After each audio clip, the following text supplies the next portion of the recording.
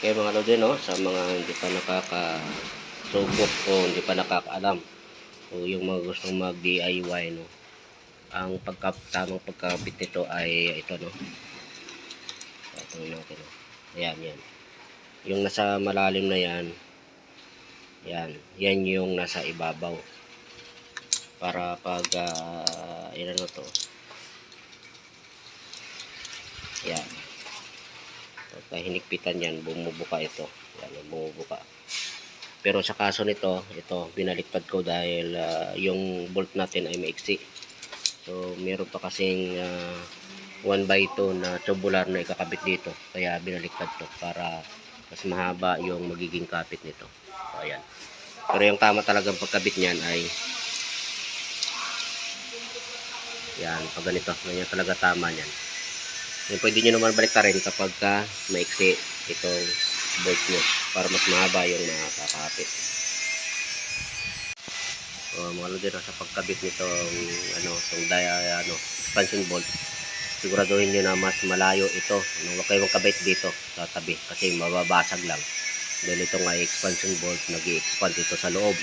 Ngayon kung malapit sa dito sa kanto, mababasag yung inyong pader gaya nito, no. Mababasag to kung mas malapit kayo rito. Kaya dapat meron kayong minimum na 2 inches, no, dito pagitan sa papal para hindi siya mabasag. Sayang lang din pag nabasag yan. Yan, at ito, wag nyo tong ipipilit, no, yung tama lang na papasok siya, hindi maluwag, hindi rin sobrang sikip. Kasi pagka masikip ito ipasok, ito nababali, no. So yun yung ingatan nyo. Yan, gaya ito nabali na, kaya meron pa namang nasa loob, kaya yung bumalukot dito pinutol na lang natin. Ayun, yun medyo masikip kasi itong butas na to. So mga lodi nyo, yung pintuan dito nagawa na natin, at ito yung ito yung design, no. So bago pa to binigay sa atin yung design na to, ay ito muna yung ni-layout natin, dinrawing natin. So ito, then ito sana yung gagawin na natin, itong design. Then dumating si architect, so ito yung gara niya. Yan, ito. So dahil ito yung approve, ito yung ginagawa natin. Pero kung titingnan mo, ito kasi ganitong design ay pag may mga bata, takaw ito kasi gagawin tong akyatan ng bata, no. Unlike na ganito na pag ganun siya, mahirapan yung bata na umakyat, no? Ito gustong-gusto ng mga bata to. Kaya sa mga nagpapagawa, yung ganitong design okay naman to, pero mas okay yung ganito. Parehas lang naman sila ang magiging quantity ng materials, pero yung convenience at safety kasi natin, mas okay yung ganito. Okay. So mga lodi, no, naglalagay na tayo ng cylindrical dito sa ating pintuan na ginagawa. So ito yung mahalaga na babagi ko sa inyo, no. So ito meron tayong tornilyo kasi ito yung pinaka base ng ating cylindrical. Ito ikakapit sa pader to. Ito. So ito tornilyo natin. So kapag nagkabit kayo, nagsukat kayo sa pintuan, di ba may ulo yang yung tornilyo. Yan, isama nyo yan sa pagsukat. Then pag nagkabit kayo ng cylindrical, ilagay nyo muna tong ulo. So yan yung ulo, yung tornilyo. Kasi yan, kung idikit nyo yan dito, pag nandun na kinabit nyo na, babangga yung ulo ng tornilyo, hindi nyo na maisasara. So yun yung yung isang bagay na madalas nangyari, na una yung kinabit na nila yung ito, then kabit yung cylindrical, then yung tornilyo ay hindi nila kinonsider yung spasyon niyan, kaya ayun, baklas tuloy. So ito ay Ayan, nandiyan, kinakabit na natin yung tornilyo bago ilagay yung cylindrical para iyon na yun mismo yung ating pagkakabit doon, hindi na magkaroon ng problema. So kapag cylindrical, no, so ito yung baba, ito yung nasa babang bahagi ng pintuan, yun yung nasa taas. So pag nagkabit tayo ng cylindrical, tingnan nyo yung mga butas, yan, yung butas nasa taas, bandang taas yung butas, ayan, ayan. Kasi ito, lalagyan to ng langis. Pagka sumikip, dito ilalagay yung langis. Pupunta dito yan, may titi kasi dito yan. Para ma-lubricate niya yung pinaka-shafting niya para hindi siya magiging maganit.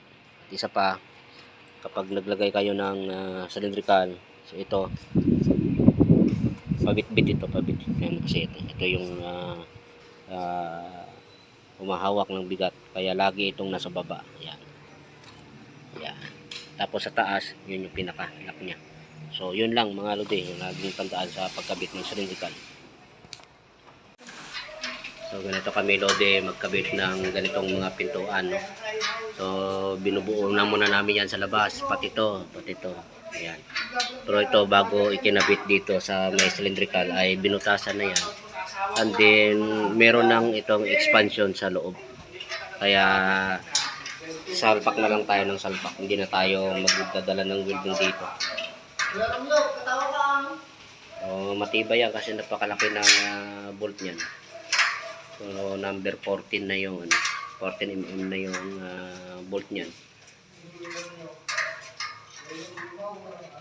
Medyo matigas lang ang no. Sigit lang. So, dito mga lodi, no, ito, yan, pag nagkabit, huwag masyado ikanto kasi posibilidad na mabasag lang yung semento, no? So, may minimum na ano yan, 5 cm dapat yung butas mula sa kanto para hindi mabasag. Sige, subukan mo nga rin. Bukas mo. Sarap. Ayun, no. Ayun, swak na swak, no. Pantay na pantay yung clearance natin. So, yan, nabubuksan yan hanggang doon sa kantong problema. May tubo. Yan, may tubo. Okay na. So, yan. Okay. Yan. Okay. So, ito yung sinasabi ko mga lodi, no? Kapag nagsusukat kayo, isama nyo yan, yung tornilyo na yan, kasama yan, para hindi kayo mawag mali sa sukat. Yan, kasi ito kung idikit nyo dito, yan, may tornilyo dyan, di wala na, hindi nyo na masasara. So, kailangan yan bago gumawa, nakaplano lahat. Okay? Tapos na ito, pa na lang to, lock. Hintayin natin kung bibili sila o tayo ang magpapabricate ng lock nito. Okay, smooth. So, dito sa labas, no, ayan yung natin, pantay na pantay yung clearance natin.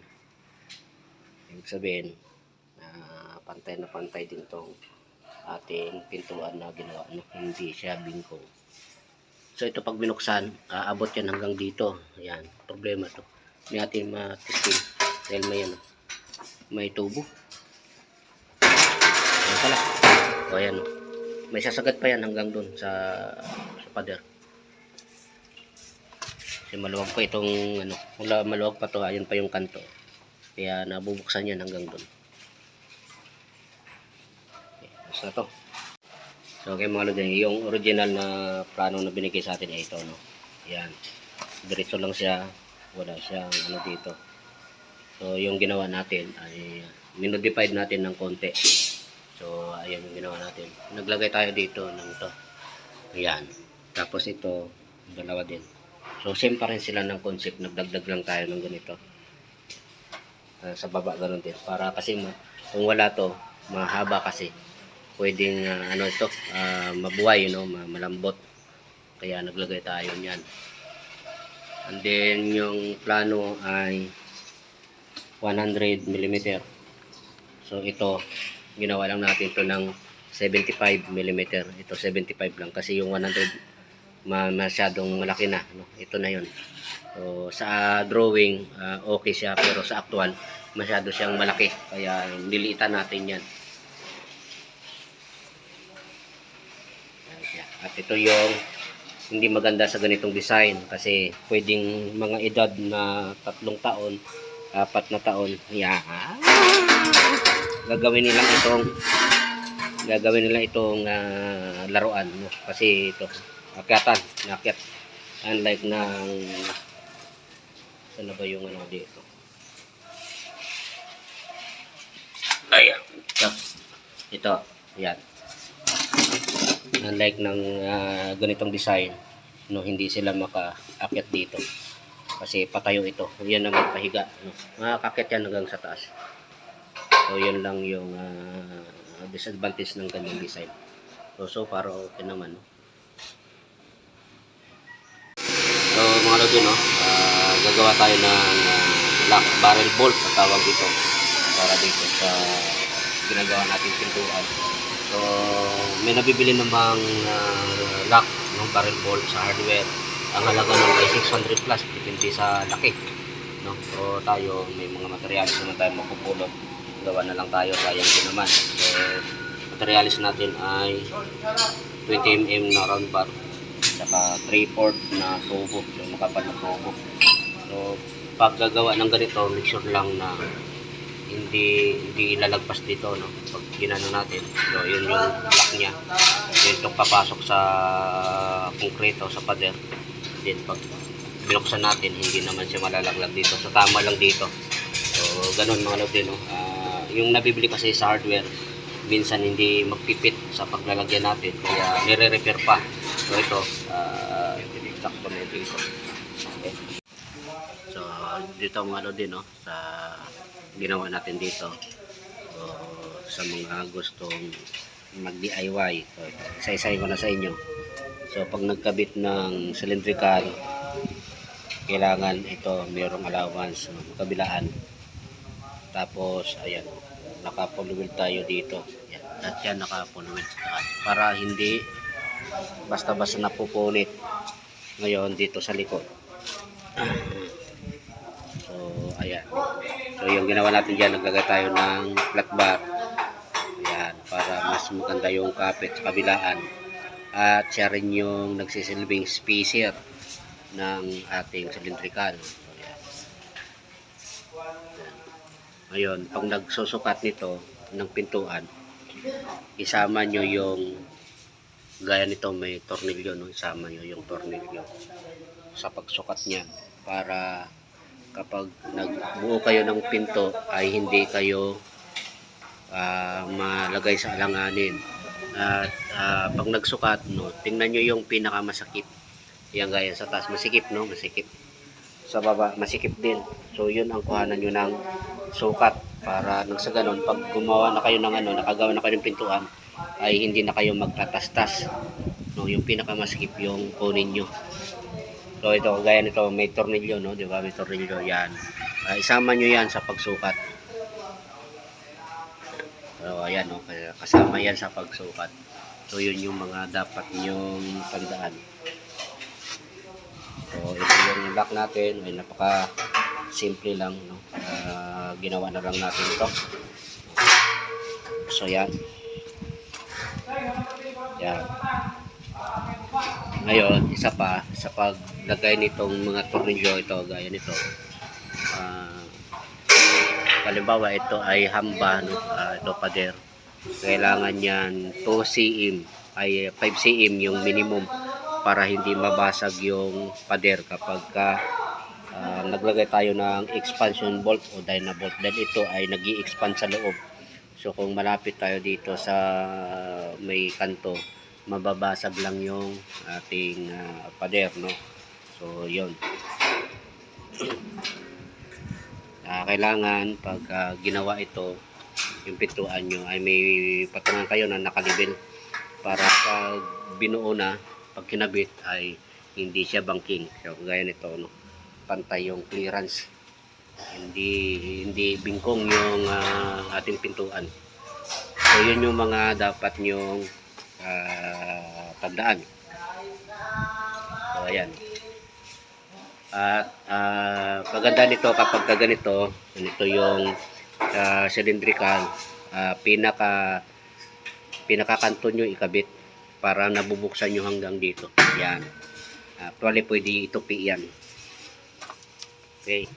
So ganyan to. Yan. Dito sa pinakakanto. Huwag kayo maglalagay ng cylindrical sa gitna. Hindi nyo mabubuksan yan. At ito pa, isa pa. Yung sa cylindrical, yung butas niyan ay nasa itaas yan. Nasa taas, no? Nasa baba. Ayan. Nasa taas din. Ang purpose niyan para pag naglagay ng langis ay mapupunta dito. Gaya nito, nilagyan na natin ng langis para hindi na kalawangin. So, ganun yun. At hanggat maaari, isa lang ang gawin yung lock. Gaya niyan, yung lock niya nasa taas lang. So, ito, lahat pa bit-bit ito. Yan.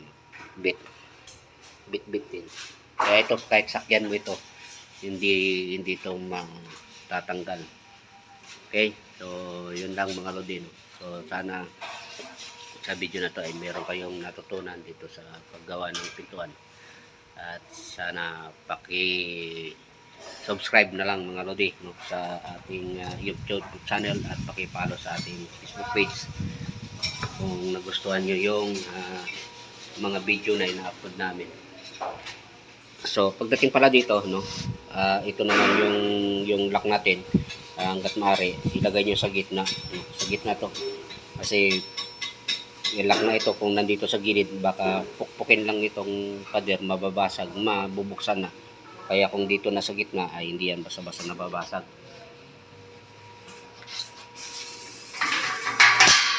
So yun. Yan. Sa next natin dito, ito naman. Itong dito. Lalagyan din natin to dito. Okay.